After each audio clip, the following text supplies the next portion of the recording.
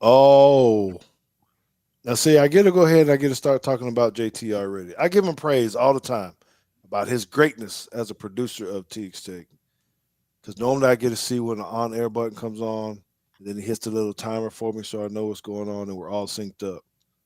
This time, JT started the clock a little early, so I'm like 7 seconds off between when the time we came on and whatnot. So I'm gonna have to dock his pay a little bit Oh, there's because no we're not. winning, man. Yeah, no. I mean, we got to stand in here on Teague's Take, and that's why we appreciate everybody who comes in and starts joining our show. Those of you who are sitting in the waiting room, the chat room early. Brent Thomas, we see you, man. We notice you. Uh, you're our guy anyway. Even though you're a Miami Dolphins fans, we appreciate you here. But for everyone else, we got a tremendous show lined up. Of course, I'm going to have my run out today. We're going to talk a lot about SEC football, Bama. We got the film coming up a little later. Talk back about Alabama in the Mizzou game. Got a very special guest who I'm going to introduce later. But man, her background is so unique. And I'm just kind of curious to learn a little bit how she goes from dance to media. Seems like a different combination. So uh, we're going to get this thing rolling. And y'all need to make sure y'all hang out for the second part, not just for the film. But JT got this one random thought. So I need to figure out exactly what that is. And I don't know, see how he is. So, JT, without further ado, let's get this party started, baby. Let's go.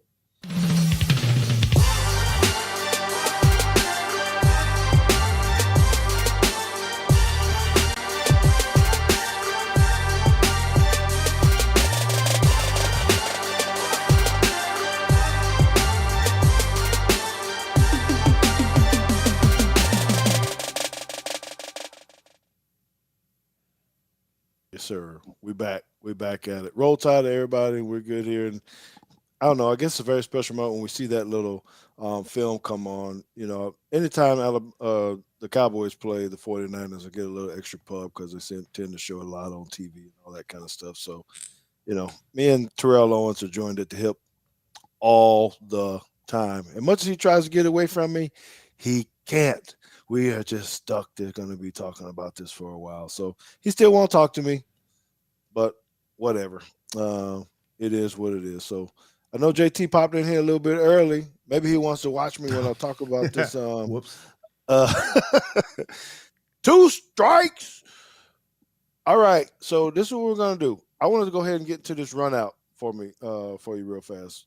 I saw the Bama Standard down here in the room. Appreciate you guys for being who you guys are and what you do. Thank you for all the viewers and the followers who are watching on both channels. The Bama Standard is a great place to be. They are always bringing great Bama content. So hit those subscribe buttons on both channels.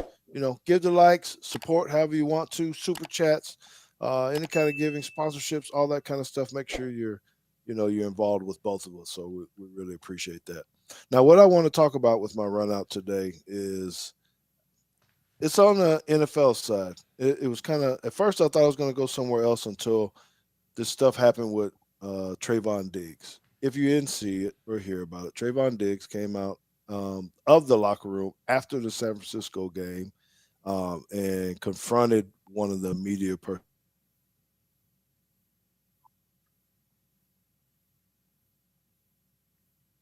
Oh no. Wait.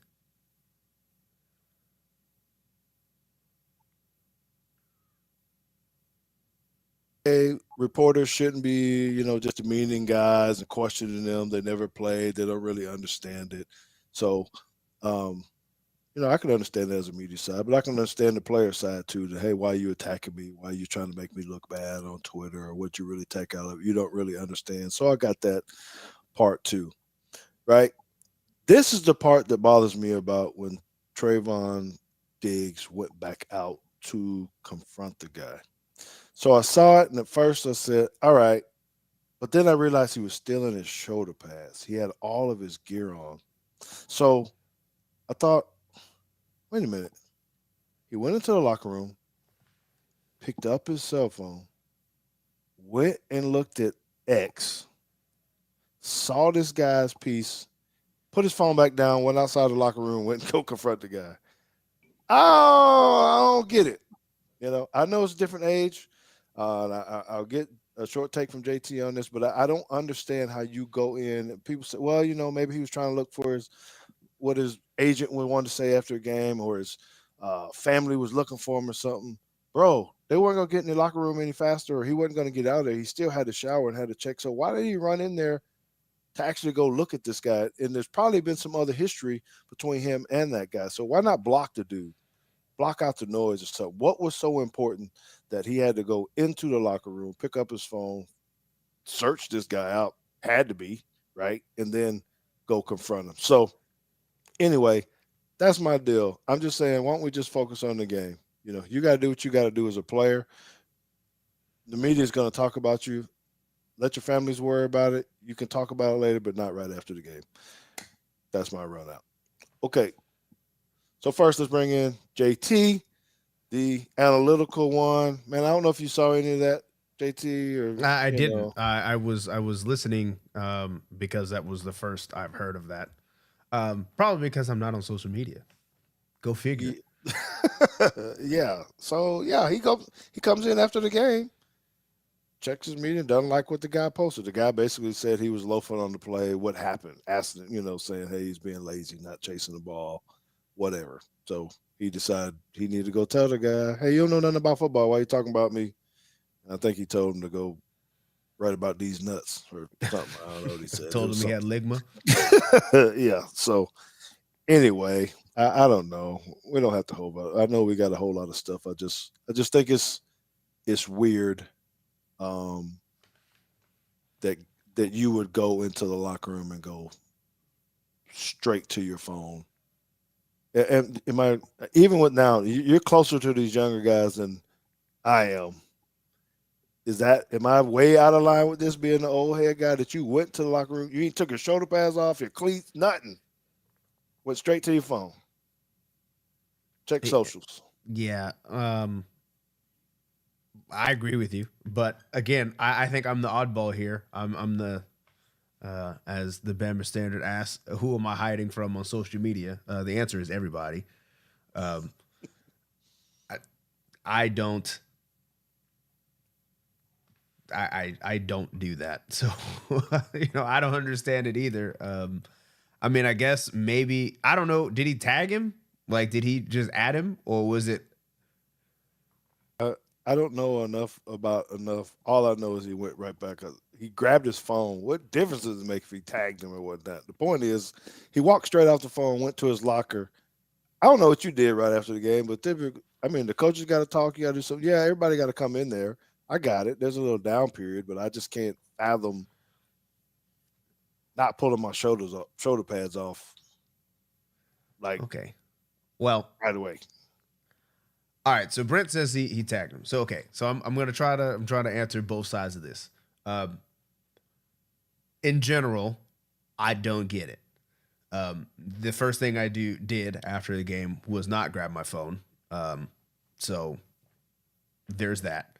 The second thing is, if he tagged him, it probably just showed up on his lock screen like a text message, right? So you pick it up and it's just like right here, and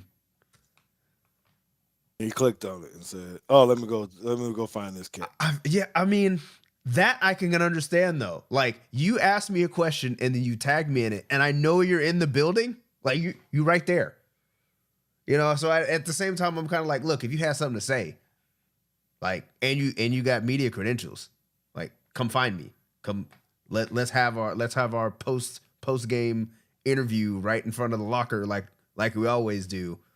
But don't tag me out in public and you don't want to say it to my face. I get that. So, it's on the one hand, I'd say I probably wouldn't have seen it to begin with. I probably wouldn't have my mentions on, so that it popped up on my phone anyway. But if I did and that happened, I could understand that reaction of like, dude, just say it. Just we here. So last question then. So now he's face to face, and the guy asked him the question. is he supposed to answer? Is he supposed to give a real answer? He said, no, I'm right here. Okay, tell me what happened. I want to ask you these questions. What happened? Can you tell me what happened? Which he did do. And you go, you don't know me, bro. You don't do this kind of stuff. So it's just really just telling me stupid. I get what you. I don't want to waste a lot of time on this because we could.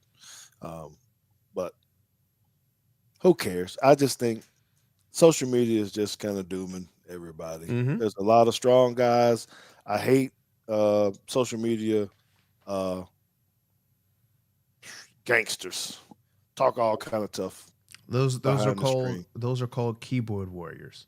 Yes, and all kind of stuff, and they know they're not going to say anything to anybody about it. And maybe we'll talk about that a little bit later with our guest here. So I'd like to go ahead and introduce our our guest.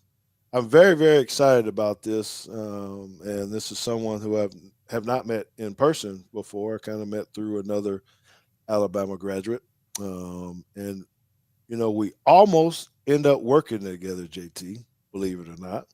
So, this person who you're about to see comes to us from New York City by way of Atlanta, Georgia.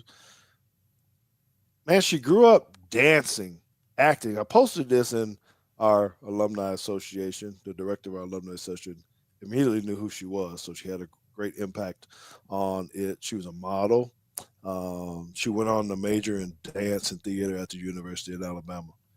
As an American Ballet Scholarship recipient, she did her fair share of performing, but it was at Bama where she realized she had a passion for the game of football.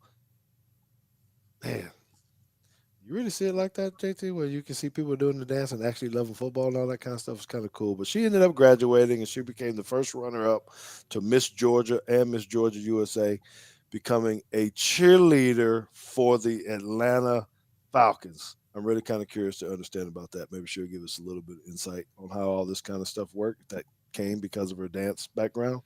Um, she was a calendar cover girl. She's appeared in movies, TV shows, music videos, all kind of award shows. And then after moving to New York City in 2014, she switched a little bit, right? And then became a on camera person, media, hosting work for Fox News, GTV, several different sports betting networks, sports betting. I think she's going to bring us some data today. We'll see on how that actually looks. Uh, so it was also she's been part of Sports Grid TV, and now this is where we almost met up. She has joined the Dallas folks here on the Southern Football Network and the Dallas Football Network Weekly. Let's go ahead and bring in another Alabama alumnus, Jamie Kelton. Let's get it. Let's get it. Yeah. Yeah. All right.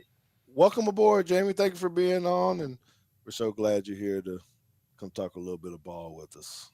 Thank you so much for having me. I'm honored. We don't have a game this week, so I'm glad I could, get some Bama in me. Having to Yes. chat with you guys about what the seasons look like so far and what everybody is kind of doing or not doing this season. It's just absolute madness. Yes, yes. Well, we've been looking forward to it too. Thank you very much for accepting the invite and coming on to spend a little bit of time with us. So before we actually get into football, I know everyone's going to want to know a little bit more about your background. So hopefully you can kind of, first of all, just tell us a little bit how you got into dance. Because most people that dance, they start when they're right out the womb. Yeah. I guess is how'd you get into that and how did it lead you to the University of Alabama?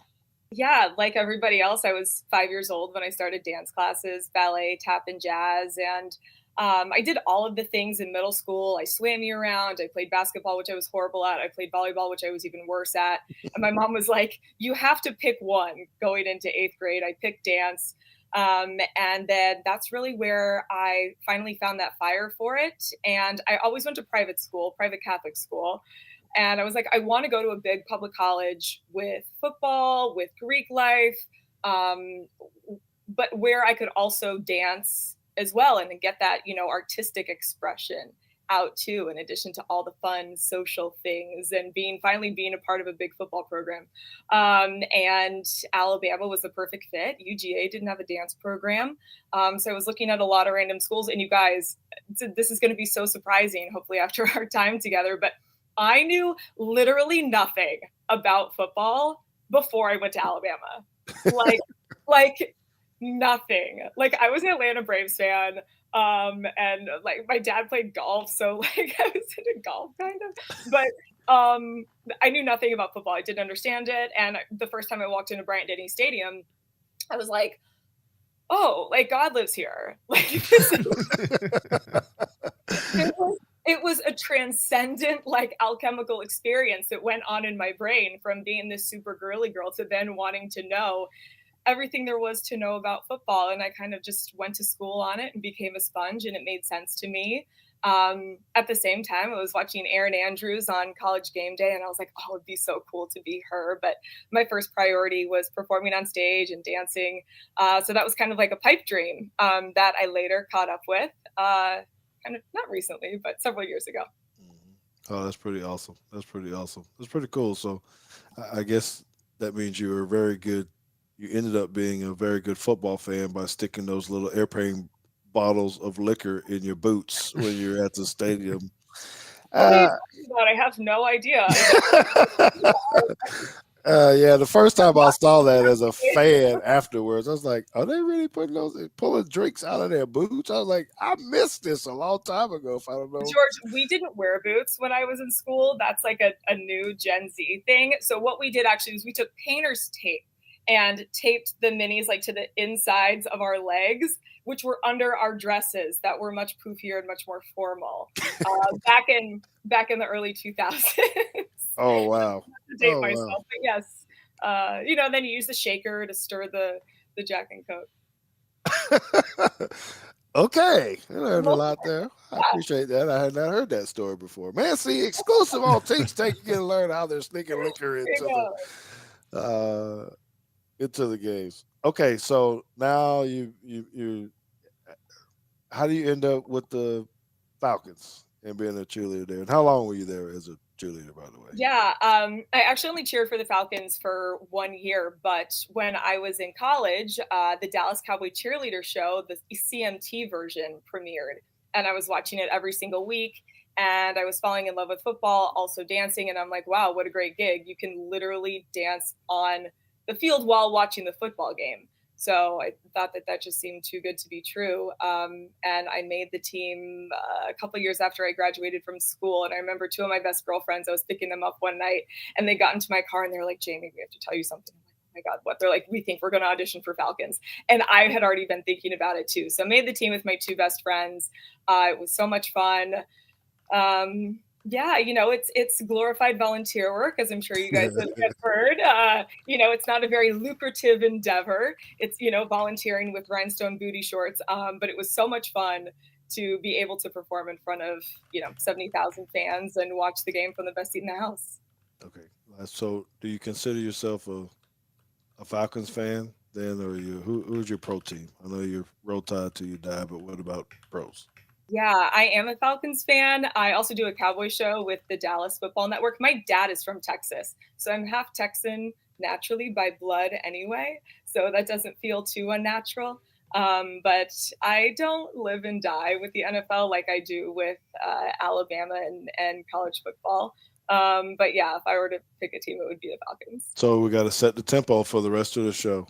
Who's going to win the game this week between the Cowboys and the Falcons? Then what's going on here? Yeah, we know who's going to win the game. Maybe I should say who you're rooting for. Then we were talking about that earlier when we did the Dallas show. I think Atlanta is a 2.5-point favorite, and the game's at home, so even Vegas isn't even convinced that Atlanta's going to win. You get those 3 points being at home. So I think the Falcons are due for a game when they do Falcons things. It's so interesting. They've been winning in the same way that they traditionally lose, which has been something new and exciting that I've gotten to experience this year. being a Falcons fan. But I think this is more of a must-win game for the Cowboys than it is for the Falcons. It seems like the NFC South is pretty wrapped up, more or less. So I think this one is going to mean more to Dallas. Dallas also plays tremendous on the road, with the exception of San Francisco. Last week, they were undefeated on the road, so they'll be comfortable there. Atlanta fans, they do like the swag surfing thing, and that's cute and all, but they're not necessarily an overwhelmingly daunting, loud crowd. No offense, Falcons fans, but I got you. All right, well, appreciate that. Let's go ahead and start getting to some SEC stuff. Y'all good with me to go ahead and start moving on? Because we probably could talk to her all night about a lot of this other stuff as well. But we want to get some of your takes. I want to get both of you guys' takes on a couple things. And I want to start with, let's just go broad. First, thank your cousin or our cousin for the $2 super chat. Yes, sir. We appreciate you, Monica, as always. We know that you love the show. You support us all the time. And send people to the show all the time. We thank you. And I'm sure she got a little excited because you started talking about the Cowboys too, because he's a huge Cowboy fan as well out in North Carolina. So thank you, Monica, for that. Check on your sister or your cousin Consuela as well. That you should do that probably tonight. Okay, so let's talk a little SEC. And I want this from both of you guys. I'm gonna start with Jamie first as our deal, because the rankings are out. We've had all this hype about a whole bunch of people and whatever. What about Texas A&M? Are you surprised that they're sitting on top in the conference? They're 5-0. Georgia's 4-1. Texas 3-1. Tennessee 3-1. LSU 3-1. Then Bama at 3-2. So, are we really surprised at this? Because nobody was talking about them at the beginning. Yeah. Jamie, what do you think? Yeah, this whole year is one big surprise. So am I surprised given how this year is going? Not necessarily, but I think what begs this question, George, is two things. Number one, the randomness due to Maslow's hierarchy of the SEC in general, and two, that it seems surprising given the setup of Texas A&M's schedule. And I want to talk about this a little more. So what I mean is that I think we can all agree that there's a hierarchy in the SEC, and where every team is in that lineup. And Texas A&M, as a rule, since Johnny Manziel, has not really lived at the apex tier of the pyramid. A&M is like Ole Miss. They're in that mid-tier. They're one of those good spoiler teams. They're never in contention for an SEC championship. Besides that one 2020 season, which almost doesn't even count because they had to play Bama the second game of the year and they lost. So they were kind of out of it before they were even in it and didn't even control their own destiny. So whatever, it's fine. So there's that.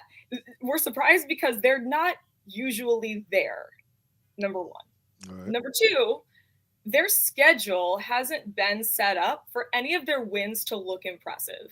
And I'm still not super impressed. But okay, so for starters, number one, week one, everyone sold A&M because they lost to Notre Dame, right? We wrote them off back to, historically the middle of the pack where they belong. They won versus Florida. Okay, Florida's trash. They won versus Arkansas. That was no big deal because Arkansas hadn't beaten Tennessee yet. They win versus Mizzou. Okay, Mizzou had just come off of needing double overtime to beat Vandy, which was before Vandy beat Alabama and kept it really close with Texas. So if anything, that was a red flag. Mississippi State win, trash. And LSU was the first in both perception and reality, a big win. So they've been really sneakily flying under the radar to everybody who probably isn't a Texas A&M fan. They got some big tests coming up this weekend at South Carolina and at Texas rivalry week. So I'm excited to see what happens. Yeah. JT, do you think they beat South Carolina? Is this they should tell all? They're not favored by much, I don't think. But they're favored, right? Yeah, I think. Yeah, well, I mean, there's no reason that they should lose to South Carolina other than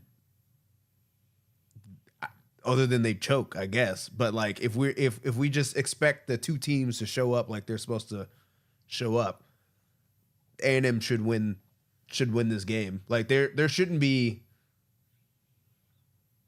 but maybe one loss left on A&M's schedule to me. Texas. Yeah, Texas.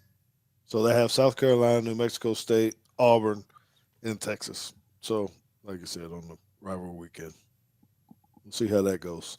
Okay, well, I don't know what to think about Texas A&M. I just don't like them, so it doesn't really matter what I think about it. That's why You're so underwhelming. you guys are a whole lot more analytical than I am with that kind of stuff. It just JT knows me.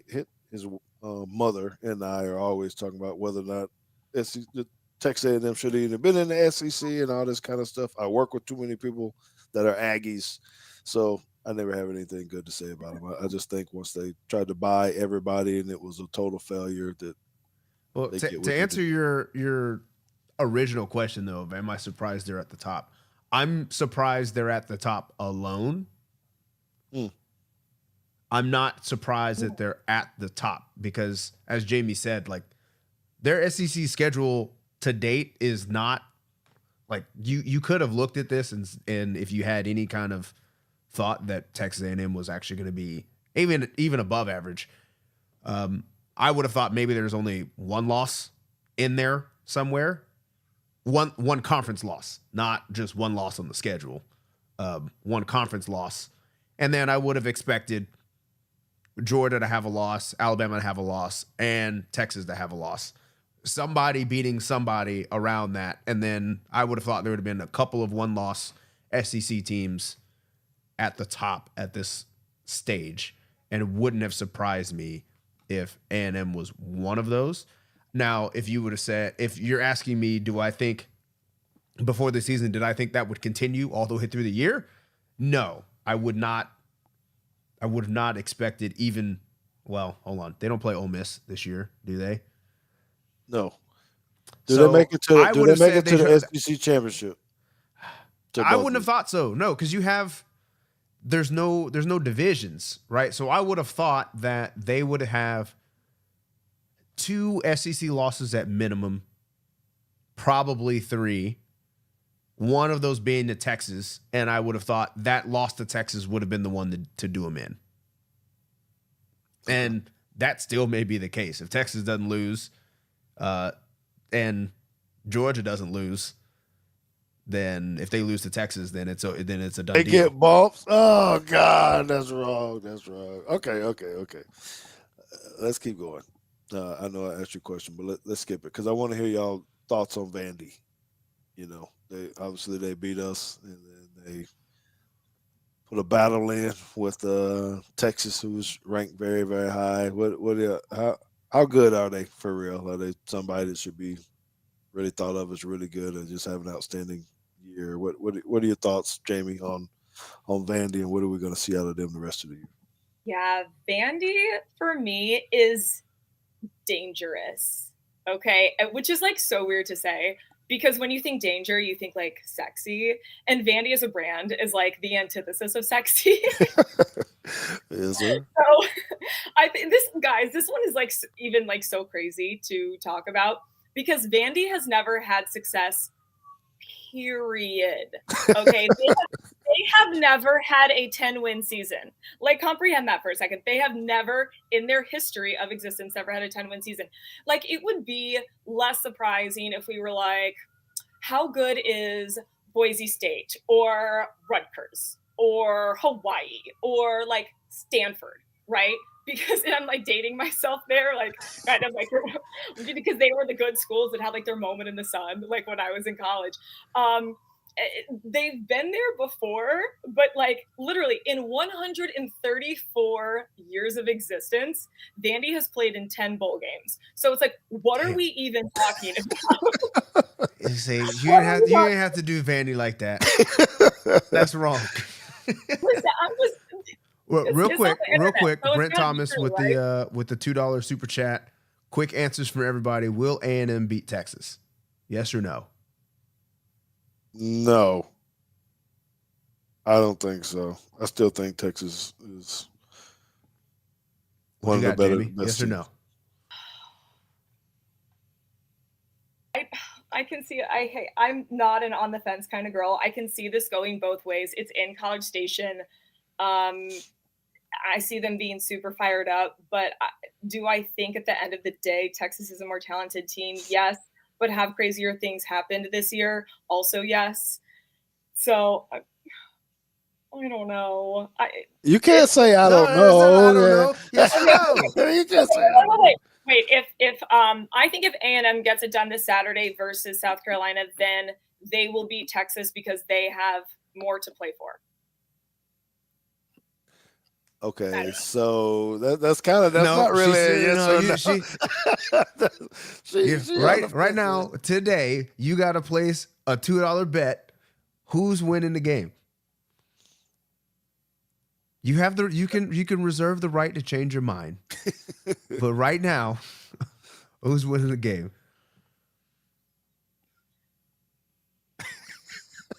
We're laughing because she tried not to ask. Okay. My head says A&M. My heart says Texas. Let's go Texas. Okay. I think Texas is going to win the game. I think this is the script writers are in. It's going to be a close game.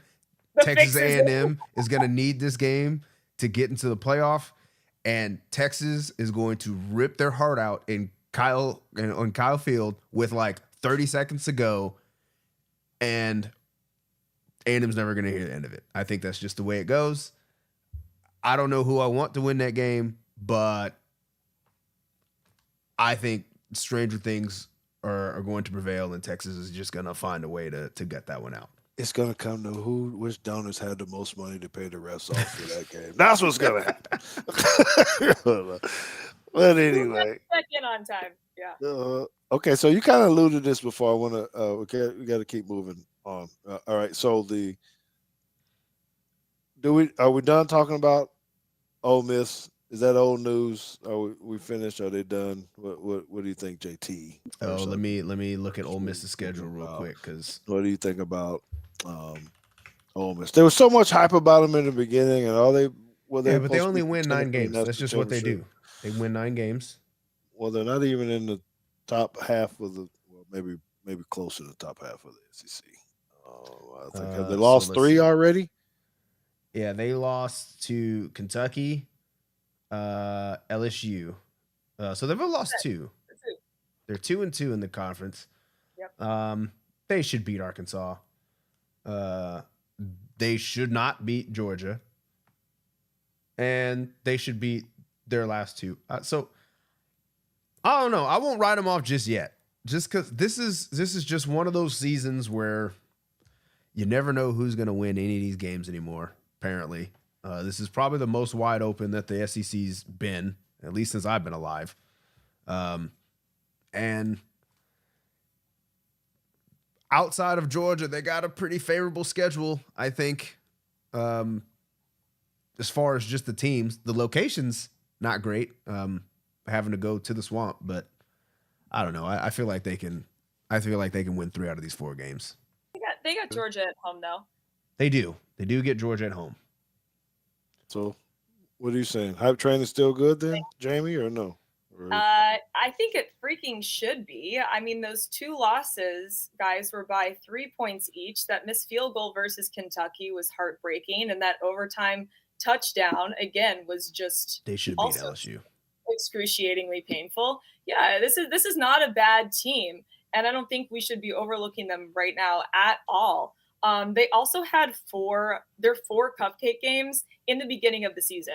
So they only have SEC games left. So if they're down, 10 or so in SEC rankings, just because they just haven't played as many games as the other teams, they need to beat Arkansas this Saturday. And I think it would be super sweet. Lane's pissed right now. Lane is pissed that they now don't have a night game at stadium for their fans. He's furious. He's on one. And I love Lane on Fire.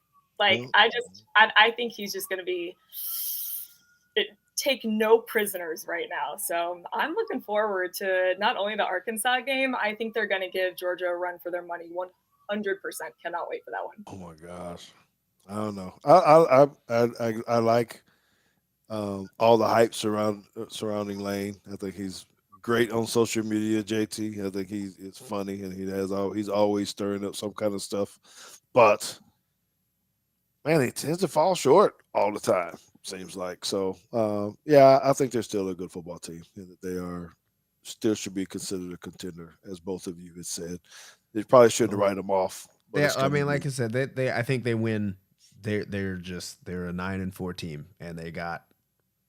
I'm giving them 3 games, which would be 9-4 okay. So who's or gonna win the 9-3. SEC? Sorry. Who's gonna win the SEC? Jamie.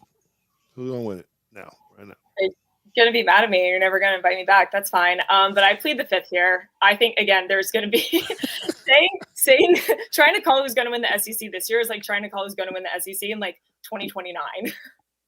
Okay, I think it's going to be absolute chaos. Like, you guys know, like that Charlie conspiracy meme from like It's Always Sunny in Philadelphia, where he's like with all of the things on the board, just like smoking the cigarette like nuts. That's what is this. Like remember in was it 2011 when everyone who needed to lose like somehow lost and then we made it in the playoff? Yep. I'm not saying that's going to happen like in support of us this Wasn't year. that the year that Ole Miss threw that thing backwards against Arkansas, and then or Arkansas threw that lateral backwards against Ole Miss, and somehow ended up winning that game? Do you remember this? Yeah, on like 4th and 24 or whatever. You're like, what is going on? Oh Jesus! Well, I know she's trying to skate out of that because she don't want to say that. But I know we're going to answer this question and say this. I think that it's just I'm still going with who I picked in the beginning. I think Texas wins the SEC. Bama fans will hate that and all that kind of stuff, but that's just the way I felt even from the beginning. Okay, so it could change as we start getting down to it. I think when we'll talk about Bama here in a little bit on how they play against LSU could alter it. Okay, and a little bit. Guys, all right. Is it just my anxiety, or does this year seem so much more dire? Like, it's because like you can afford a couple of losses. I feel like these teams are losing games and being like, okay, well, it's like not the end of the world. It's like when you have more money, you spend more money, kind of a deal. Yeah. Yes. I don't know. I think everyone might tighten it up a little bit more next year. Not like they're going into these games wanting to lose, but it's like, it's okay. We can still make do even if we lose. I don't know. And now I think everyone's in like scramble mode, or at least the fans are, or at least I am. Oh, well, let's talk about those fans in a minute. But let's ask this question. Yep, $10 super chat from Thunder the Barbarian in the UT A&M game. Which team will have better QB play? Roll Tide, y'all. Oh. Okay. I think a lot of our Texas fans out here in Texas might get mad at us if we don't talk about the Longhorns and their Quentin Ewers being around from here, or Quinn Ewers, and I like him. I don't think he gets enough credit. It's kind of like our people with Jalen Milroe a little bit. You always want the other guy behind you. Keep hearing we got to put in Arch, the other Manning, or that kind of stuff. I don't. I'm going to go with UT on this. I just think he's still seasoned. He still has some stuff. He's making some play. He's finding a way to come back and do things, all the things that we want to have from our quarterback. So I'm going with UT with the better quarterback play in that game. Same. Okay. Yeah. All right. I hope Mr. Thunder, you're not a A&M fan and that we went the wrong way with you, but that's how it is. Okay, couple more questions.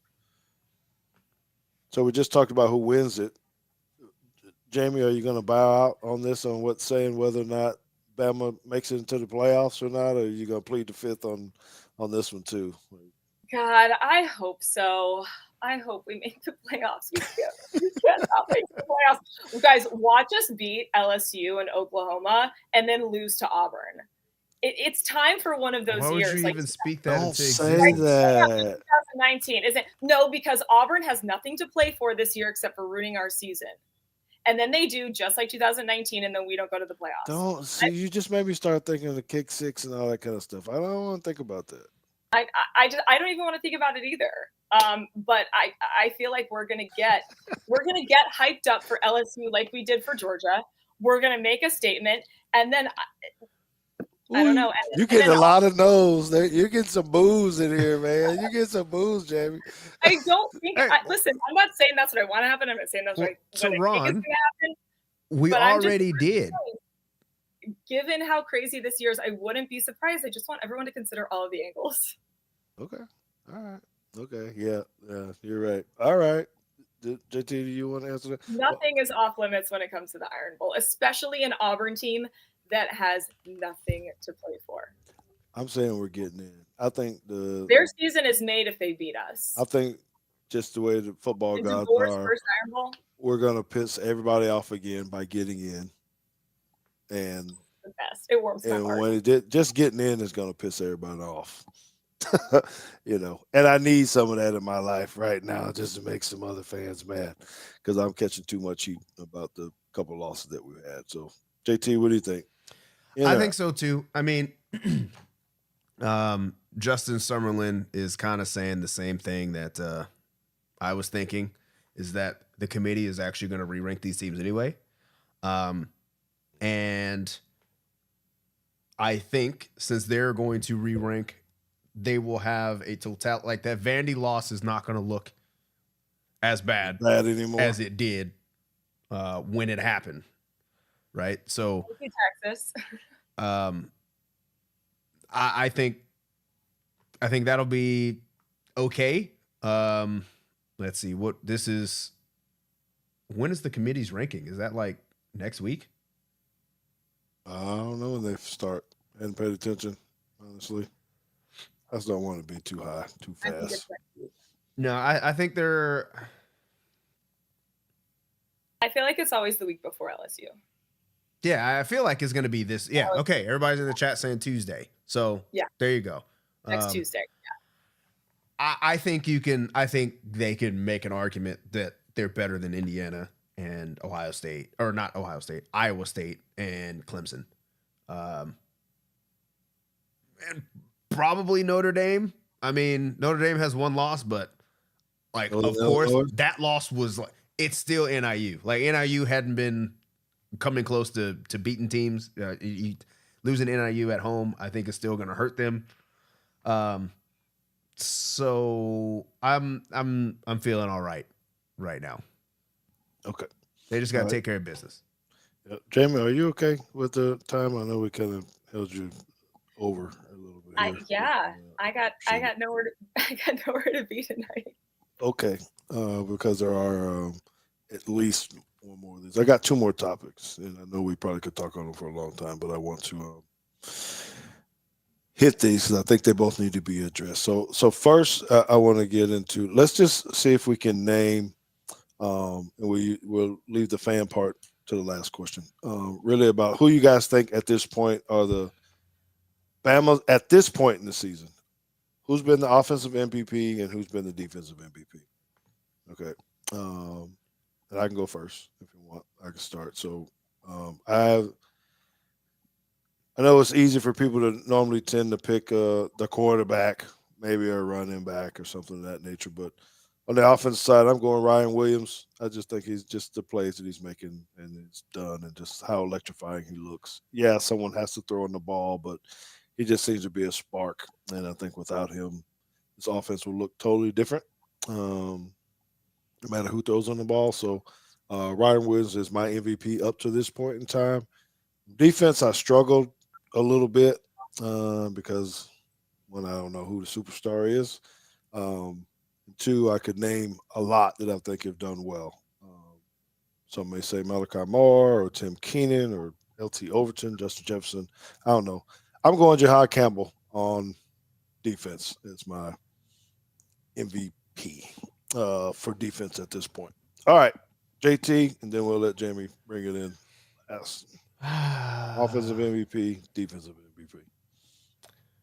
Oh, I mean, geez. Offensive MVP, I would have said Ryan Williams too. I mean, I just think if you remove him off the field, you've opened up yourself a whole host of problems because that's like the one guy out there that you're terrified of. I don't know about defense. I really don't. Yeah, so you got, we I can't don't let you off the know. hook. You let Jamie off the hook. I You got to think- throw one out there. If I remember correctly, I think Tim Keenan is the one that has graded out the best. Yep, number 96. He's been good. There's nobody that has like stood out to me like that. So I'm gonna go with the highest graded. I'm gonna go with Tim Keenan the third. All right, fair enough. A lot of folks in the chat are saying LT Overton. 22.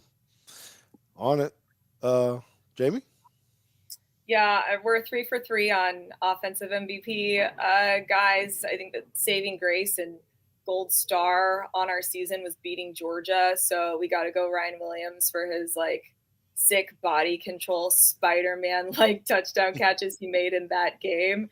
He's obviously been tremendous in all the games, but if he wasn't on the field during that game specifically, I don't think that it goes the way it did. For defense, this one too was hard for me, and I think it all comes down to personal preference. Do you prefer a pick or a sack? And if you like a pick, we go Malachi Moore. If you like a sack, I think we have to go with Lawson. We haven't talked about him, but I think he's been impactful too. But the defense as a whole hasn't been wildly consistent. So except for last Saturday, which was exciting. So hopefully they can keep that going down in the bayou. Did you just pick two guys on defense? She did. Yeah. Yeah, She gave you two criterias and then gave you two people. oh man, we You want the red pill or you want the blue pill? well, that depends who you ask. That's probably not a question for us, men, adults. So this, Jamie, we can't give everybody trophies.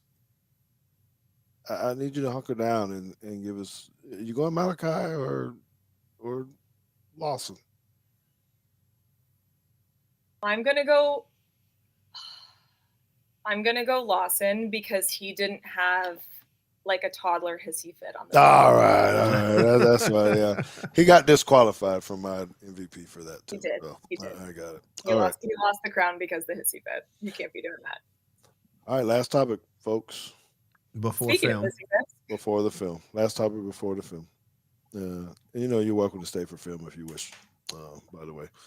But, okay, so JT and I kind of talked about this last week and all this kind of stuff, and we don't have to spend a lot of time on it. I just want to, there's so much loud talk, negative talk from our people, Bama Nation. Not about anything in particular. I don't want us to get into anything in particular, but do you think our fans are on point with what they're saying or overreactive, spoiled, whatever it is? So I want you guys to give me an adjective on what you think that our fans are right now and tell me why you're using that word. JT, you first. Hold on. What was the Give me how are you describing our fans? I need an adjective. Are you saying they're spoiled? Spoiled? Are you saying there's something else? Okay, and why? JT says spoiled. And why?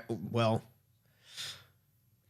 I'm trying to find a softer word because there's another word that I want to use, but it's too harsh. Is it how you feel though?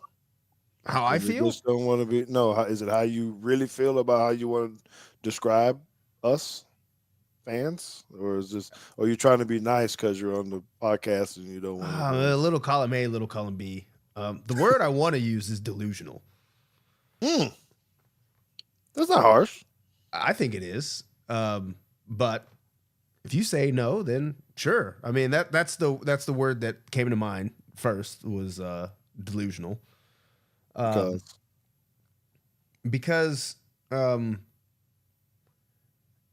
somehow, and I don't know where this really comes from. Like the perception that I get, and maybe it's just from where I lurk around on the internet, is that we're supposed to A, lose 0 games, B, score 50 points a game, and C, shut everybody out. And if those things aren't happening, we suck, apparently.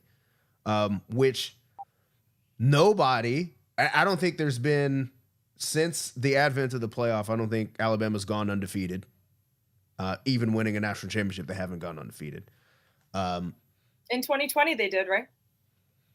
Yeah, I'll give them a star on that one. They played fewer games, although it wasn't all SEC schedule. But they played more SEC games. They did. In a bubble. Yeah. There's no distractions. Right. So, like, I don't know. Like, I expected this to be like a 2010 year anyway. Like, you got a new coach. Like, I would have thought 3 losses wouldn't have been unreasonable. Well, I think that's what I was thinking anyway. So, all right. So I'm gonna give you my word, and it's kind of similar to JT's. Unrealistic is a word that I'm thinking of because very similar to this, and I can remember my first year with Bill Curry. We were a good team. I think we were ranked 5. It's no means like how it is in this era, but we were a good football team. 10-2. We were ranked number 5. We actually had a chance to win the national championship. You know, we had a pretty good team. And the next year, we won like 7 games. Something. Gene Stallings comes in. We got a new coach. It's similar to what JT says.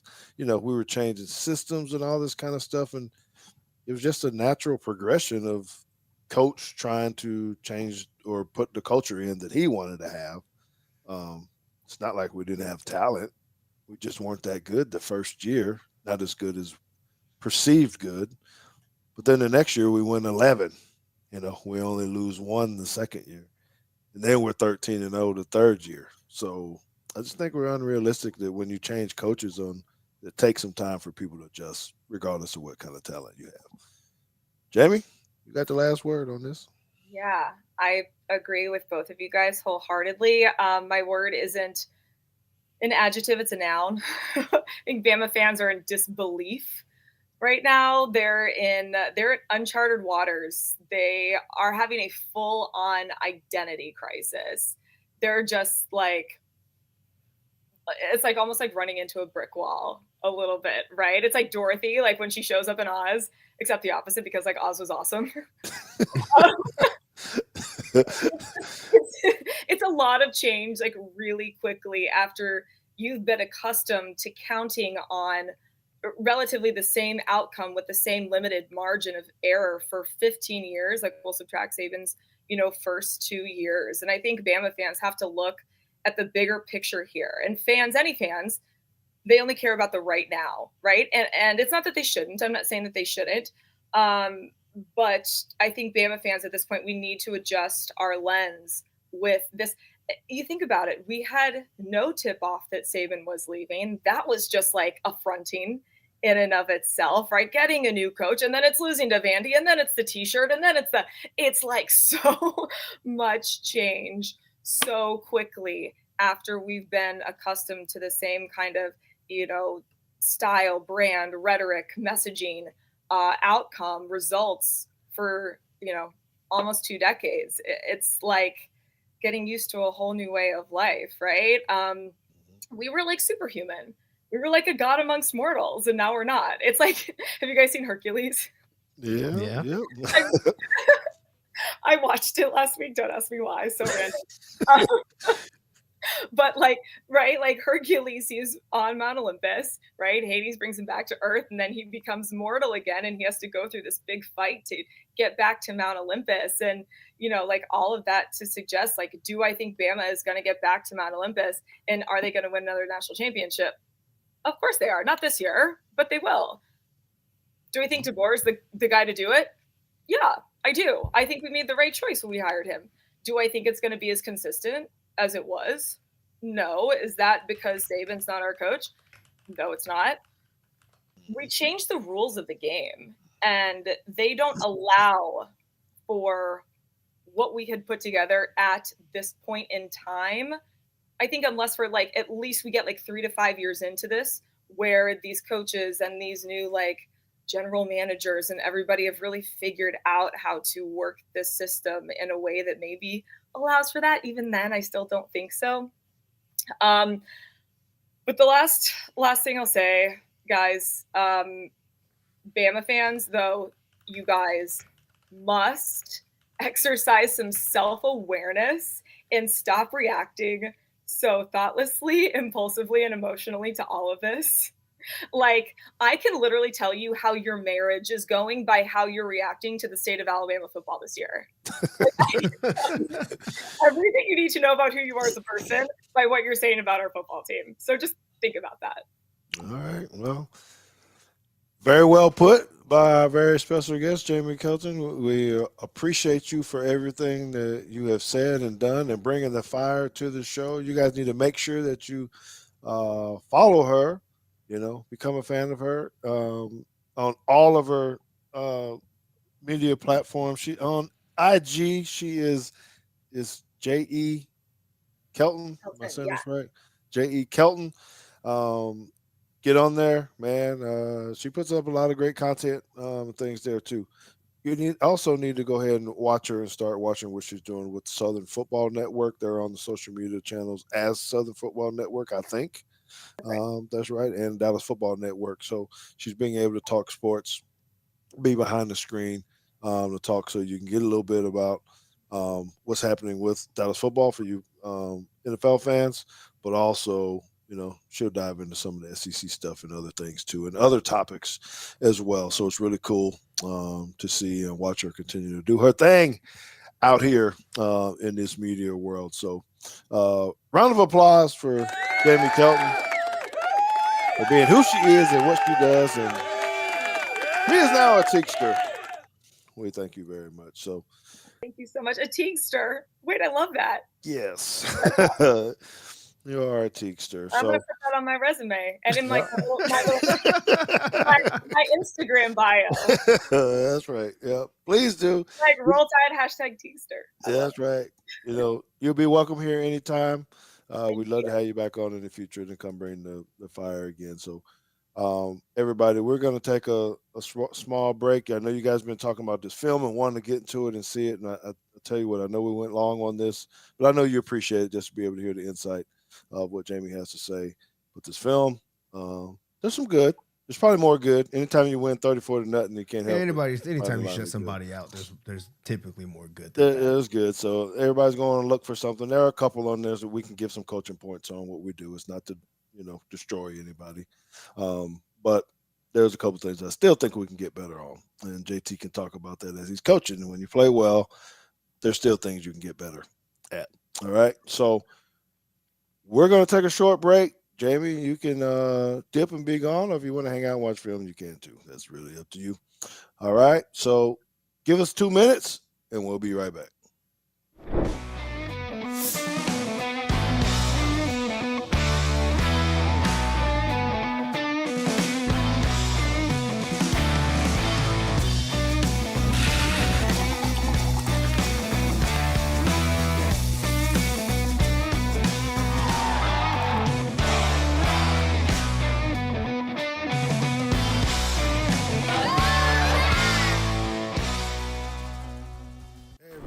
George Teague here, formerly of the Alabama Crimson Tide and the Dallas Cowboys. So let me ask you a question. Are you an athlete or a coach looking to boost your online visibility? Well, you've got to check out On3. Their personalized web pages amplify the total you on and off the field. Whether you want to grow your visibility, build your brand, or simply show the world who you truly are, On3 is here for you. They showcase the complete person, celebrating your passions, perseverance, and the pursuit of excellence beyond sports.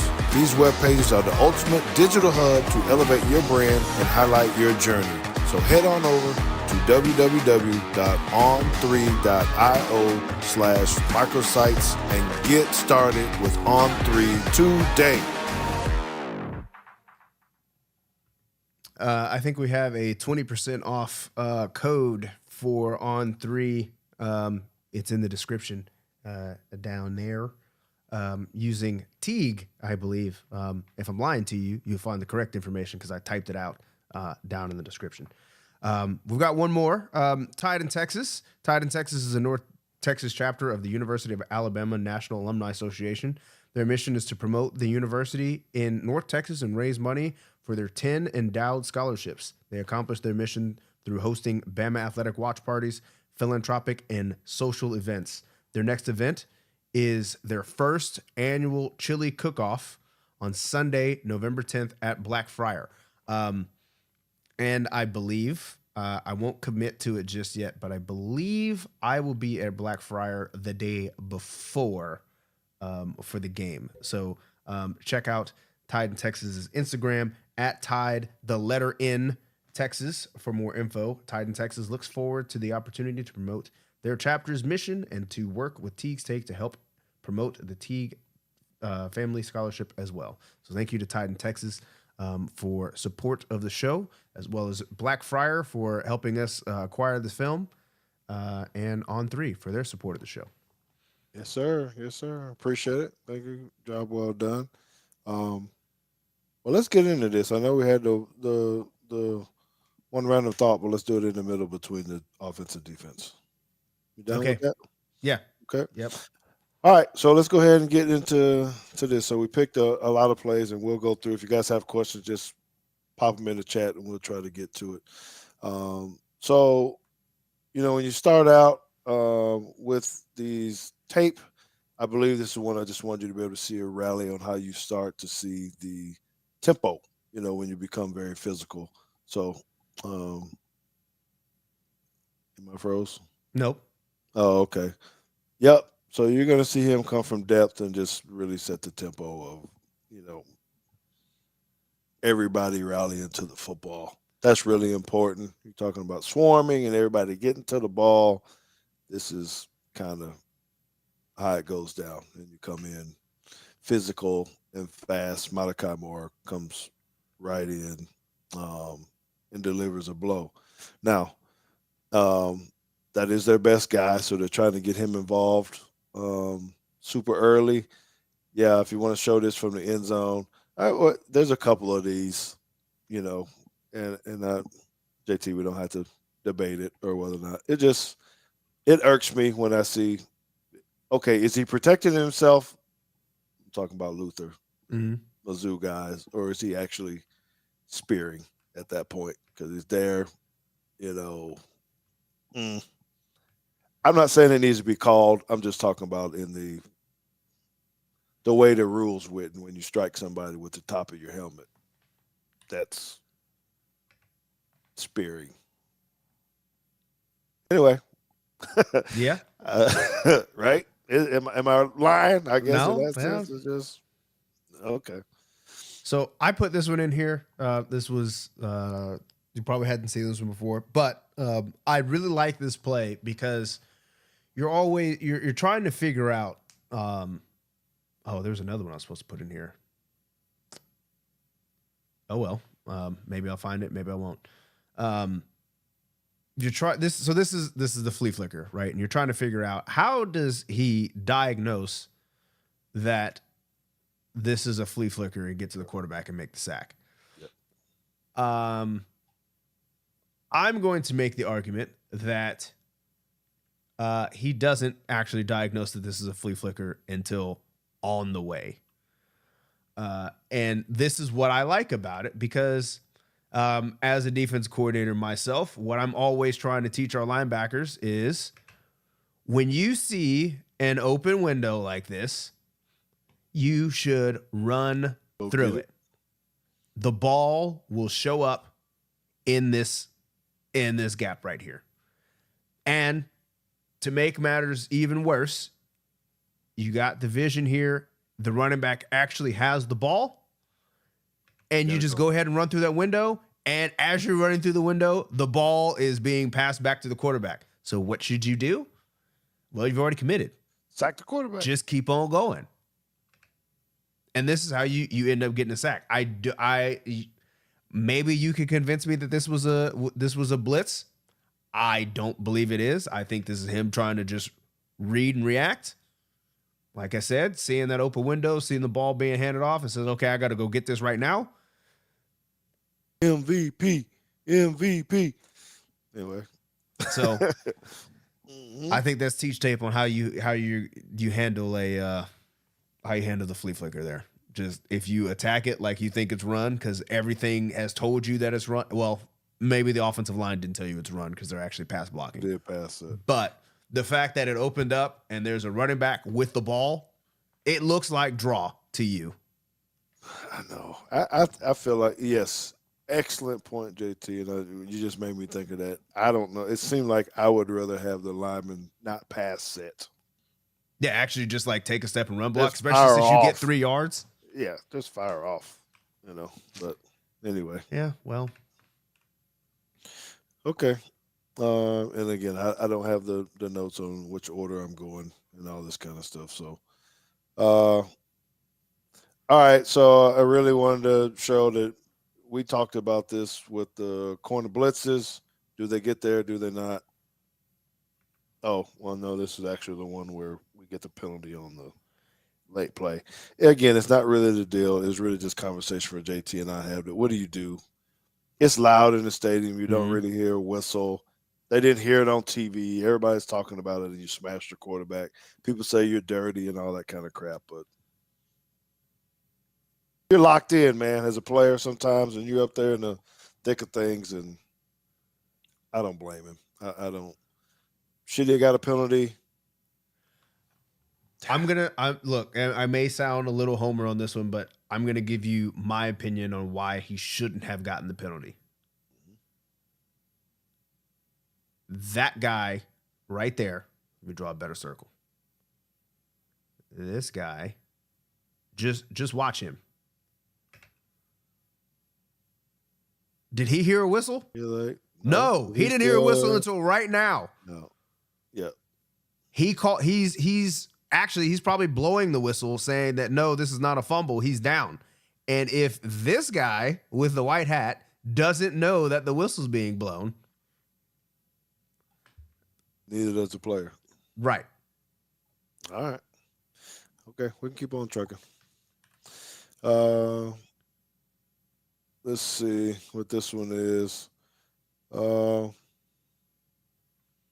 Okay, running play. So again, JT is always talking about how you get your reads and things. I wanted you to see that really the linebacker, if you don't take on a block and you go underneath, you better make it. Is all I'm saying. He's athletic enough, but also you see number 11. This is kind of the technique I know that I saw in the pros where you kind of shuffle, and then go ahead and hit the gap. So look at the bodies. That's the whole. There's a lot of crimson jerseys around the football. I don't think we've seen that. Not like this. Yeah. So if we have any of my players watching, so just so they know, this is not how PFF or anybody else is going to count stats. But when I'm tasked of doing the stats, and I'm tallying tackles, I would say 0 gets a tackle, 11 gets a tackle, 34 gets a tackle. Who is this is coming in here? 2 gets a tackle, 20 gets a tackle, so does 23 and 13. I would hand out tackles like this because I want to incentivize people running to the football. Don't do what 44 is doing here and watching. Just put a hand on, push him, something. Get you a tackle. All right. Next one. Okay, so I pointed to the linebacker. I want you to kind of see how fast he is. Yeah, the end zone view. So it's 34 that we're looking at standing up. Yeah, they're showing the blitz, but this guy loops all the way around. Look at the hustle here, dude. I mean, I was just kind of. You see how fast this dude is? And he went around and got on his horses, and bro, that's getting after it. You see, coach giving him a lot of love. That's what you want out of your players. Effort. Okay. Malachi Moore on this one. This is difficult. I don't know if you would call this man-to-man, JT, from how he had to play from the beginning. He was up I at think it least ends up 10, switching to 12. quarters. I think he's just got too vertical. So yeah, it turns into man. And Oh, no, no, no. What do you mean too vertical? The other guy ran an under. Oh, you're talking about from? Oh, you're taking the outside receiver. yeah, I'm saying this guy goes in like this. He's got number 2 vertical. Oh, I'm sorry. I thought you were saying two verticals. You were saying Oh no. The number yeah. 2 receiver, I think he is responsible for any vertical from the number 2 receiver. Got it. Great play. I know the ball hit him in the head and trying to figure out why he didn't turn around and all that, but I just think it's difficult to play that because he could have ran a corner route, Mm-hmm. and that's extremely hard to get to, um, especially when the corner doesn't sink. He chases the China or the under. All right. Let's see what this one I got here. Had to let it run a little bit. Defensive end play. All right, the defensive end on. Are you looking at the screen on the right? His plant. His gap responsibility is actually inside of number 76 or 86. So we call that a 7 technique. Have we ever really figured out why it goes 7 inside? But I did. I did figure out why 7 is inside, a 6 is head up, and a 9 is outside. Would you like to know the reason? sure, let's do it. That's what Bear Bryant said one time. And at that time, he was the best coach that had ever been. So he said it was a 7. So it's a 7. Okay. I mean, 246. I get the 246, but it seems like it should be. A 6I and a 7. Yeah. Now I have run across some defense coordinators that will just call it a 6I and a 7 so that kids can just once they can recognize the pattern. Not ask the questions like, why the Right. hell did you get to 7 here? You got to tell the whole story about Bear Bryant. Yeah, but I mean the story is because somebody said it was and it is. So That's good shut up. parenting. That's good parenting right there. Well, I got to do that because I said. And so, And I'm sure that's exactly what Coach Bear Bryant said. yeah. So I just happen to like this technique. I think it's good because really there's nobody out there. If he doesn't make this play, I mean, I shouldn't say nobody's out there. He's got a little bit of running room to get there. And so, someone was talking about LT Overton. That was a great play by him. All right. Pick. Only thing I had to say about this, JT, we always talk about running to the near sideline. He got a lot of blockers over there. Mm-hmm. Yeah, there's a wall of white over there, but I think if he sets up some blockers, he probably kind of weaves through it. Those are all linemen back there and the quarterback. So you got 5 linemen, a quarterback, and 1 running back. There's probably only one guy that's really going to tackle you, and it might be the running back. Maybe, depending on how tough he is. But instead, he starts cutting back left where there are no blockers. So now everybody's all in disarray. Yeah, because now you actually have to just break angles. And I feel like the only person, maybe there's 2. Coincidentally, they both wore number 17. One of them sat in front of us during the Alabama Georgia game. This is the only 2 that I can think of that could have possibly made it here and scored. That being Jalen Waddle and Kenyon Drake. If you're not one of those guys, probably should just go ahead and hit those near numbers and let these guys try to part it for you. Yeah. So great play, easy pick. Glad he caught it and get up, but stay up the near sideline. That's all I got on that one. Okay, good communication. You see guys moving around, getting ready to play. Did you notice that we had a lot more 4-man front this week as opposed to the 3-man front? I know everybody was kind of talking about that, but all right. So you got a good interception. There's a couple points in here. One, the technique by the corner. Where you You get an offhand jam, then you got to jam replace. Those are things that are going well. Would you want to be on top? Sure. But you got great safety help who actually ends up making a great play. If you go to the back end, um, quarterback does a horrible job of not moving the safety with his eyes.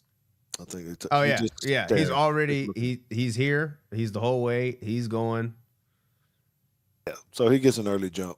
and he probably never brings it back. Nope, never No, brings it back. he doesn't. So it's a good pocket. Now you probably get in trouble on these if you look that way. Then he looks back to the right and there's a post coming over your head. Then you're going, oh crap. But that's not what happened. So he goes, makes a play on the ball. Great job reading. I think it was, good. Okay. I'm curious. I'm curious to know. I'm curious to actually check to see if this is true. We had more four-man front. I know we don't have all the data input on this, but I will say, just when I was watching it, we had what looked like more four men up on the line, like this. I wouldn't say it was actually 4-3, but Curious of Hubbard's grade. It seemed like he had a great game.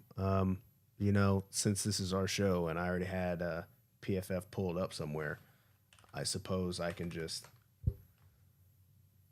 try look to at find that real quick. somebody getting on the fly stuff from the back end. So I'm going to take time to go ahead and say thank you once again to Tide in Texas because they are the reason that we're able to get some of this. Where Blackfriar is doing stuff for us to film, Tide in Texas help us to grab a lot of this data. So, hey man, you're at Hill and you're looking live at how we actually research and try to bring you the truth where we don't have to make up stuff because some people will just be talking, right? Look at that grade. Oh, whoops! I guess I can't do that. But there you go. 86, 86, which is really good. 88 in coverage. So Which is really good. Just really, really good. So, yes. What was the total question? Just how did he grade out? yeah. Yep. Very good. Very, very good. All right.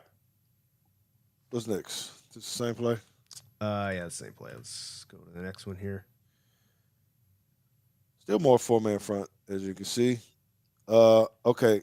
So I want you to look at the difference. So this will be a negative one. If you go on the back end, so there's differences, right, in how 41 and 15 play. That's why I got them circled. But I also need you to look at 23 up there and how you work in this double team, right? So let's start on the left side first, where 41 is. His reaction to the ball, JT just talked about this. There's a little gap in there. He's gone already, okay? But you do need to see what's happening with 33 in front of him. He's demanding a double team. 41 can help 33 by going right now to try to pull one of those linemen off of him. Am I making sense with that, JT? Mm-hmm. Am I saying that too not simple enough? But anyway, okay, so he's going there. Now you can look at just from the depth and the speed of it that 15 also has a gap to the right. Okay. That he should be getting through. Yep. So they're all getting there. 15's a little bit slower than him. Yeah, maybe he's looking for the cutback. So he goes left. Yeah, and this is don't Yes. don't do this. Yeah, You're not the no. cutback Yeah, guy. Fill your gap. He's the cutback guy. This guy right here. Let him make the cutback.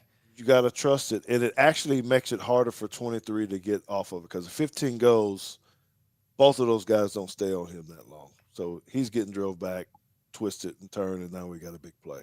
Right? So small little things like that make a big difference. And a lot of you will say, oh man, his defense sucks or whatever. That's a technical issue. Not something bad on him. It's just you get greedy and he wants to go left because it looks like he's gonna cut back into this A gap. But he has Do to trust your job. thank you. He's gotta go where he's supposed to go. All right. That was my point on that because he goes elsewhere and then the back goes. All right, so this is towards the end of the game, and this is why I was showing this deal on. We'd already talked about the outside stretch, but man, 90 slow. 90 is late. Man, it's real late, so he gets He's reached. getting reached. Yep, real easy. Feet are bad, and now that Which also means 41's getting reached. And this 41's getting reached by alignment, which like that's gonna happen. Like he can't stand out here, right? But he's gotta get help by his defensive end not getting reached. If he stays outside of 79, that forces 80 to seal, and then 41 becomes free. But because he gets reached, that happens. That's no good. Yep, that's no good. So, yeah, it's the end of the game or whatever, and I think all of us at this point are going, man, we want the goose egg. I know they're doing it on the sideline too, because he ended up subbing in some new guys for that, as you can start to see here. But you just start seeing effort start to pick up a little bit. Mm-hmm. We got more D linemen getting reached. Yeah, man, going backside. So 44 on the right. It's all footwork, right? Because he ends up he's in the 2I and the tackle. Yeah, he's in the 2I and ends up getting reached by the tackle a whole gap over. Yeah, that's not. And I mean, you're not helping your linebackers this way. There's nothing that your linebackers are going to be able to do when. I mean, you're not even demanding to be blocked anymore, right? They reach 94, let them go, and get up to the linebacker. That's So you got to do a little bit better on that. A lot of coaching can go on there, and then here we are at the end, and you're seeing guys fly around fighting. I love how 94 takes on this double team when you're trying to talk about staying in the gap, not getting moving, pushed back. It's technical. Then I think there's one more play on defense. The very last one, same thing. A lot of push, not getting pushed back, bodies flying around. I mean, I don't know how 15 makes this play. He's jumping around, hopping around, but he gets in there. This is the last one here. Oh, okay. Ooh, look at this, man. Now, when you're talking about linemen all going in the right direction and taking the right steps, that's pretty on defense. Yeah, nobody gets reached here, right? And look how much different it looks when you don't get reached and you just kind of build this wall right here. There's nowhere to go. Mm-hmm. Okay, hold on. I want to see if I can find one clip in here. I thought it was this one. It is this one. How did I miss this? We already looked at this, but I wanted to point something out here. So we were talking about, a lot of times, a lot of our fans, and I'm not saying they're wrong, but I just want to point out kind of like we don't always understand what the consequences are when we say, hey, we just need to bring more pressure. Because we do so here, right? It happens to be the corner, but no matter whether it's a corner or a linebacker or a safety, whatever, the point is when you bring an extra guy, you have to change the coverage behind it. You have vacated a zone, and somebody has to take over for you and kind of do double duty, right? So you've got a corner blitz on here, and the point I'm trying to make is this area is no longer occupied.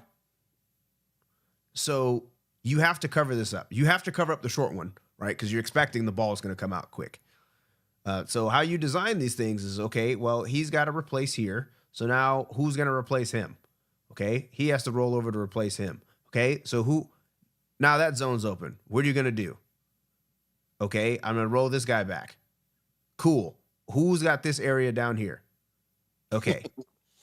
So there you go. Now we've moved all of these pieces around, but the real point I'm trying to make here is when you do things like this, I know I've seen it a lot, is we need to bring more pressure. And then they all of a sudden ask, well, why is then somebody wide open? We can't blitz and then have somebody. Yes, somebody's gonna be open. And in this case, Running back. There he is.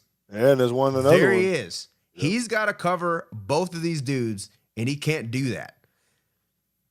Now, the reason why this ball doesn't get thrown or this ball doesn't get thrown is because Brady Cook panics. You get enough pressure on him. You get there quickly enough, and he rolls away and fine. Thank God he didn't roll the other way. But if this gets picked up maybe and he gets to sit here in the pocket, you get diced up. Right? And this is, and I'm kind of getting from where I am of like, this is why I don't always like to, which is why, my blitz percentage myself is so low, because these kind of things happen all the time when your blitz is not actually getting home and you're not actually getting people to move off the spot and getting them to vacate and do all those kind of things. You're letting these things happen. And you're just hoping that this guy gets taken care of. And for the if you don't believe me, go back and watch the Georgia game. This is what they were doing to Alabama in the first half. And that guy was just open. And this guy was just open. And the blitz was not actually getting Milroe to move off a spot. And he's just hitting these. Right? So you have to decide, are you going to bring the blitz? And is it going to get there to make the quarterback move and change his read so that he can't throw back across the field? Or are you just going to play coverage and try to get there with 4? There's not a right answer. There's a way to do it, and then there's another way to do it. But you have to understand what the consequences are when you're asking for just send more people. Okay. Let's keep trucking. So I'm going to have to drive downtown Dallas here in a little while, so I'm already late. All right. I'll circle these two guys because, yeah, the emotion. Why don't you get to it? I got to remember exactly what my point was. Oh, bro, 101 tackle is Kendrick Law. Yeah, it just ain't going to happen. You wish you could see more of that with him, but that's, I don't know what they're telling him in the film room right now, but he just can't reach out. Yeah, I was gonna say the only thing I'd be saying is touch you somebody's hand. You gotta close space. You can't don't stop. Good on you for breaking down and all that kind of stuff. That's great, but you can't give him 4 yards. You just can't. Nope. So too much speed. Great blocking by wide receivers all game. Okay, all game. All right. I think I highlighted him. So he makes a decent move on here. So JT, what I wanted to point out with this is I think this was supposed to be the pick play, that he was going to pick the guard because they looped the other guy around and he was hoping 57 would come off and take the looper, the guy behind him. And then the other guy would have fell into the sack. But we stayed on it, so it gave Milroe some time. I was thinking when I saw this, I was thinking that they were actually trying to get get a flush. Meaning, like, if once he dips inside here, I thought they were trying to make him escape and send somebody to meet him. Well, it could be. Right? So either one of us, and I was looking at like, hey, this is that pick play we've been showing a lot of times. He's going to smash him. He's going to come off, and then he's going to fall back into the sack.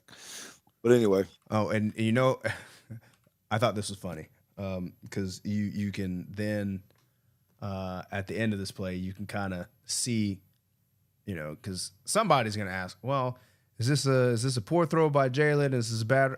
Is this not a good enough route? I would say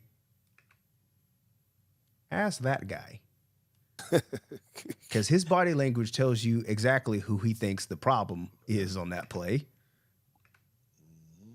Looking right at him like, Yep. son. Like, bro, if you don't get up. Oh, golly. I don't know how you see all this stuff in the crowd. All right, what's next? We're trucking because we're an hour and a half in. Big run. That's all. Just good blocking. Nice. Man, love the seal. A lot of pullers. Gets upfield. Nothing fancy about the run. It's just when it executes well, it executes well. Nope, hold on. I did want to see something here. There's the sticks, 3rd and 8, 9. He didn't even get to the sticks. Yeah, no, I was saying because the Bama Sanders said Bernard was wide open, but I don't think this is the read here. Like the short one, down in distance is dictating it. Yeah, it's 3rd and let's go 9, 10. Yeah, and it's not like that. This is not a ball that you throw. But anyway. Yep. I see your point there. He could have threw it to either one of them, but he's looking for the sticks. Bang, bang. Okay. I think my point in this one was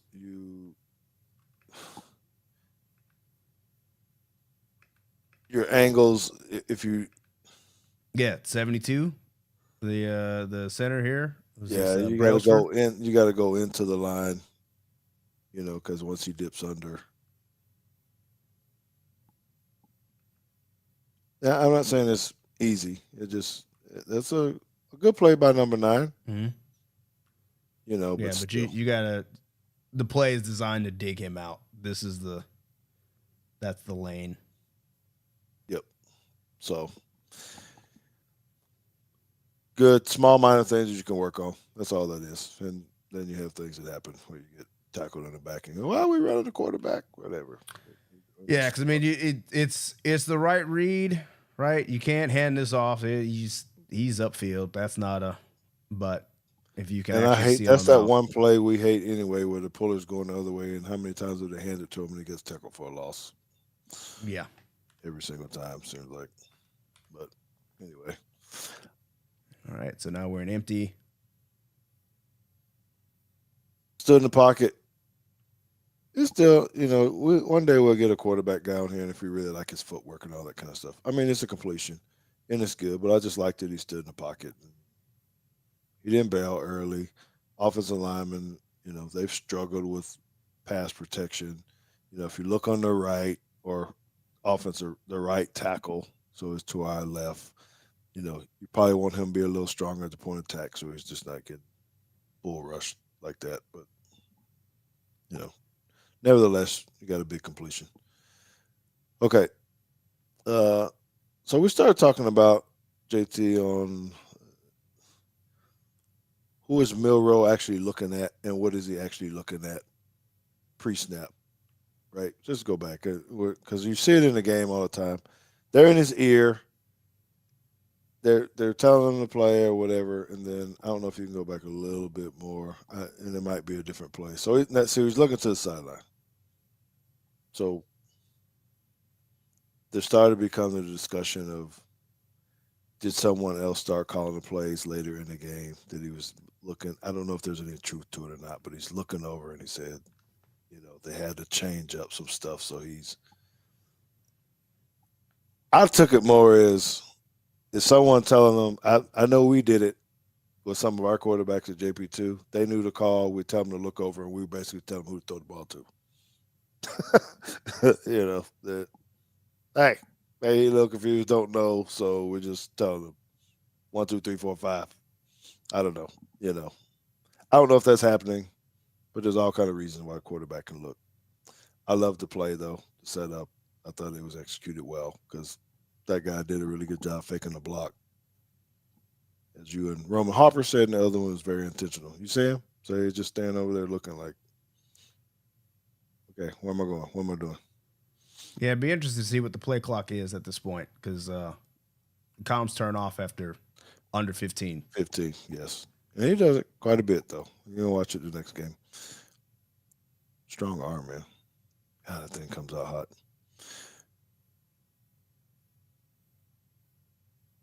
All right. See the technique that he throws his ball. It gets out there, but I don't know if I actually like his footwork. That's the one thing that's just kind of. I mean, you got a little Pat Mahomes stuff in there, but Ryan Williams, the way he's juking people, is probably good on the back end. You can see him. She was talking about, Jamie was actually talking about this finesse and dancer like stuff. This stuff that he does, just skirt, skirt, skirt. I mean, it's smooth. Nothing fancy there. Just a little love for him. Oh, there we go. Hey, man. We talking about being physical. It's the only thing I want to see. Just get out the way. Come on, get it away. Nice work. Nice work. Good footwork. I think we just had a solid game. Mm-hmm. You know, Mizzou was ranked. They're bringing some pressure again here. He missed him, JT. The guy was wide open. Yeah, man. Then it probably goes back to footwork again. Yeah, you have to rush this. That's a big miss.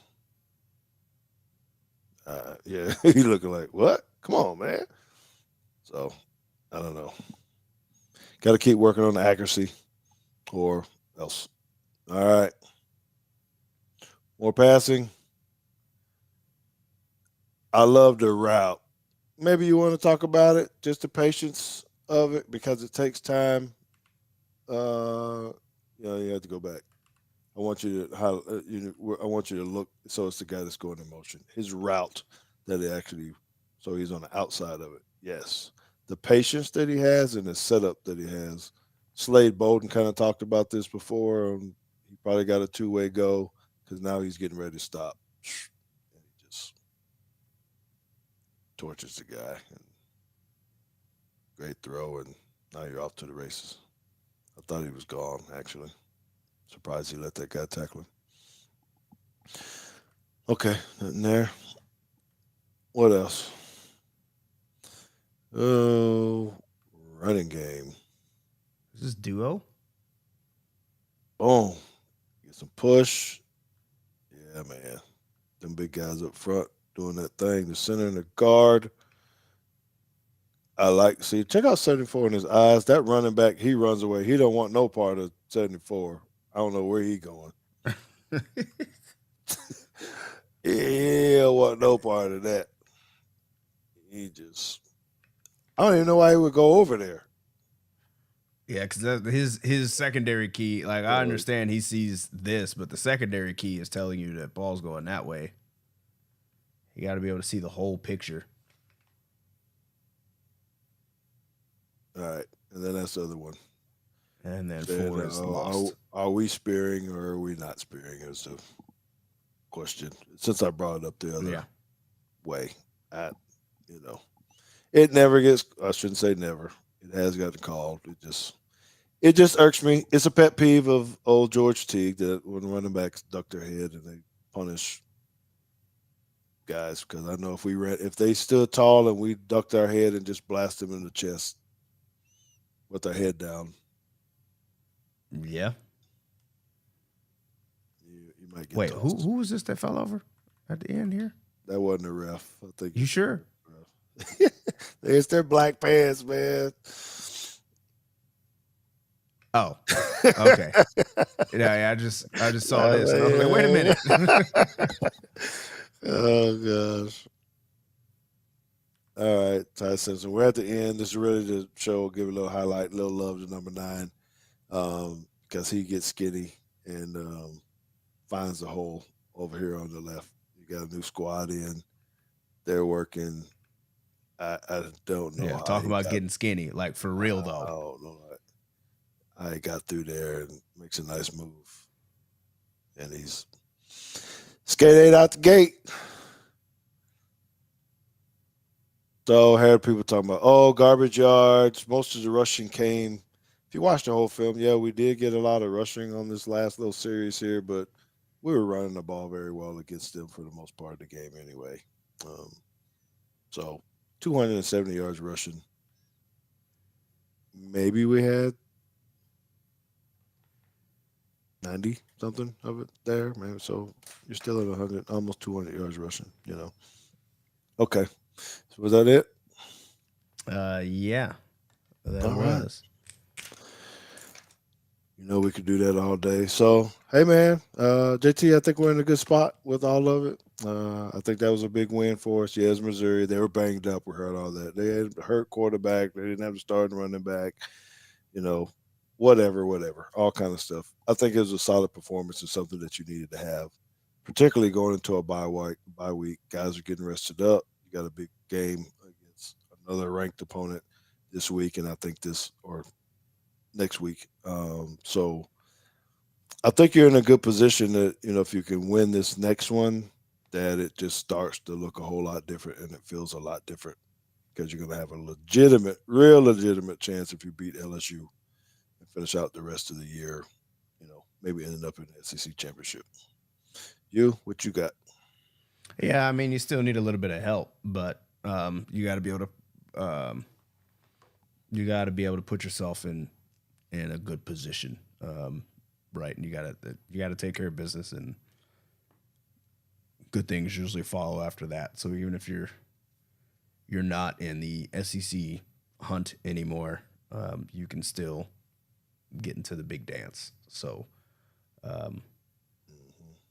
you got 3 conference games left. I think 2 of them are bigger than others. Oklahoma doesn't particularly scare me that much. They've got a freshman playing quarterback right now. And not like because he's not Dylan Raiola, right? Where he came in and you knew he was going to win the job. The other guy got fired. So they're trying to get him some experience for next year. So I'm not saying that you get to just show up and beat Oklahoma, but that's one that you should feel pretty good about, at least on the defensive side of the ball.